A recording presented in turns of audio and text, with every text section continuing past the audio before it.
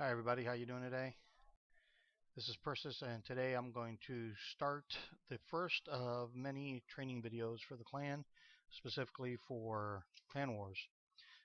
Some of the topics that I will be covering in multiple videos will be tracking training, long range targeting, Hiskin test, side slipping, corner pin test, echelon practice, communications, and just general platooning as a team. All right. As we as I go along and start posting these videos, I would like everyone to please give me any constructive criticism about them and whether or not they are effective or helpful in any way. All right, with that said, the next video or the next part of this video is a continuation of a training of my choosing.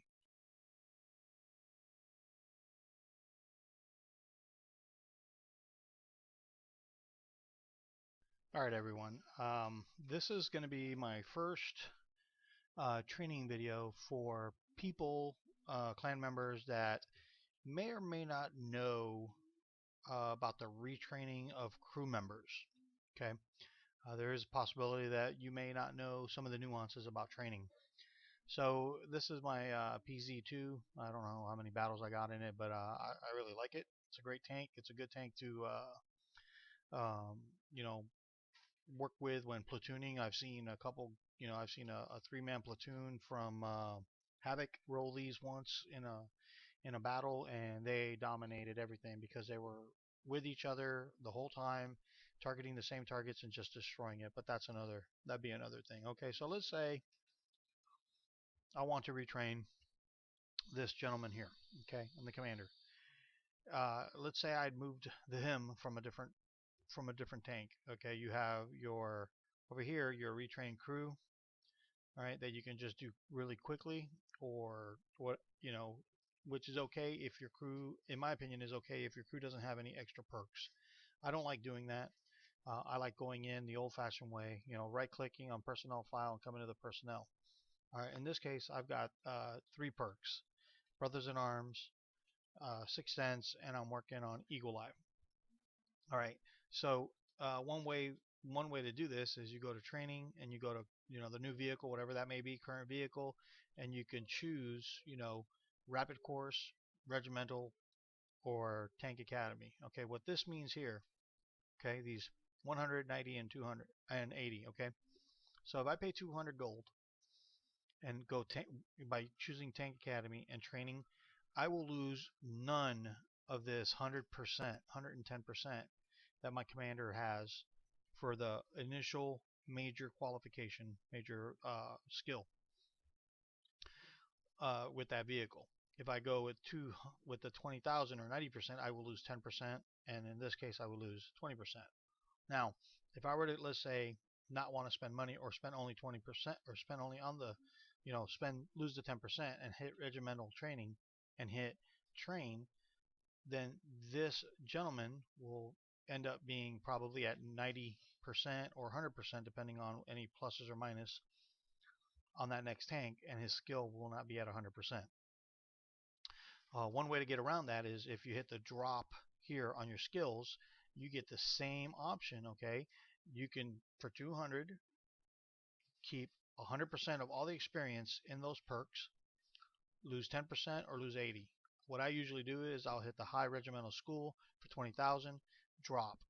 Okay, when you do that, all these skills and perks in this area will go away, and you'll just have a box with a plus, right? Like when you first get a perk.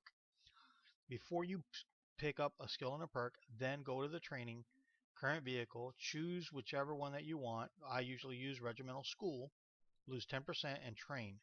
Now when I do that, because I have dropped these skills first, my final value here will actually be 100% or 110, whatever the maximum a commander can have without any additional perks. All right, after that, I go my skills, and I will pick the skills in order that I think are necessary. Now, this crew has Brothers in Arms. Um, I'm kind of on the fence with this. Brothers in Arms can give you a huge boost to your skills. As you can see, my driver and my loader both have 121% for skills, which means that they're better than an average crew that does not have this. All right. If you So Brothers in Arms is really one of those skills that is up to the individual. If this were, let's say, a tier 10 tank, and this crew was a new crew coming in to the tier 10 tank with 3 perks, when I retrained, I would put Brothers in Arms on all of them, giving them that skill perk of 5%. Okay. The next skill the commander has, if you have a second skill, should be Sixth Sense. All right, Sixth Sense tells you obviously, hey, someone's spotted me. If you only have one perk to choose, though, then I highly recommend Sixth Sense as your first one, because remember, these two work only when they're at 100%, and the Brothers in Arms only works when all members of your tank have that at 100%. Now with this, now the reason I do it the way I do it is the final perk that you have will lose some of the experience. But what it'll do is, because your commander and everyone else still has this final value, which is higher than 100%, your other perks will work instantly and continuously without any interruption.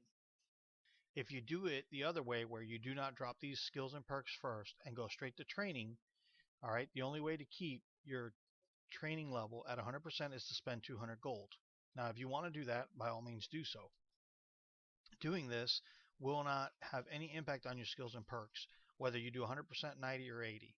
All this is going to determine is your final value down here for your primary skill. Okay? So it can be done without dropping skills and perks. Now, like I said, you drop skills and perks, then train. The final perk, the last perk in the chain, will lose experience to make up the difference of whatever you might have lost for your final value. All right, and then you can pick the perk up as you go along. As an example, I recently moved my KV1S crew and my IS7 crew. Okay, my IS7 was right here, just like this. Okay, 2 perks, pretty much where they were. My KV1S crew actually had 4 perks. All right,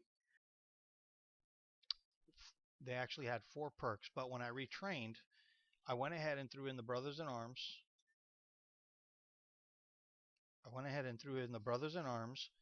And any other secondary skills that I thought were necessary, and kept 99% on the third one. The final gentleman here, my loader, was he already had 2 perks, and so I did spend 200 gold so that I can maintain him pretty close, only 1 perk behind everyone else. If there's any questions on this or why I do it, there are other things in the forums where you can find out about how to properly train your crew and move them up into a bigger tank with the least amount of impact to their experience.